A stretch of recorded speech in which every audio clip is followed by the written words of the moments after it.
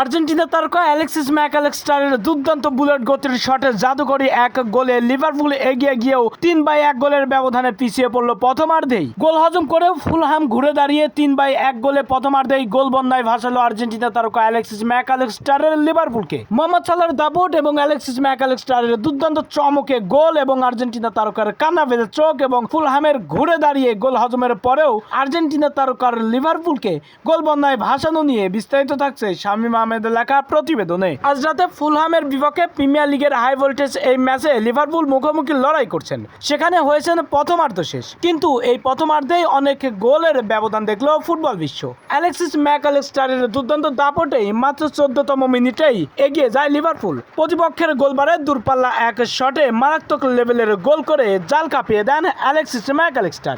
এরপরে অবশ্য দুর্দান্তভাবে ঘুরে দাঁড়িয়েছে লিভারপুলের বিপক্ষে ফুলহামও। দুর্দান্তভাবে 23তম মিনিটেই সমতায় ফিরেন। দলের হয়ে সমতায় ফেরানো এই গোলটি করেছেন শেষে গণন। এরপরে আরো দুর্দান্ত খেলতে থাকেন লিভারপুলও, অপরদিকে ফুলহামও দুর্দান্ত আধিপত্য করতে থাকেন। এতে করে মাত্র 32তম মিনিটেই ইয়োবি দুর্দান্তভাবে দলকে এগিয়ে দেন।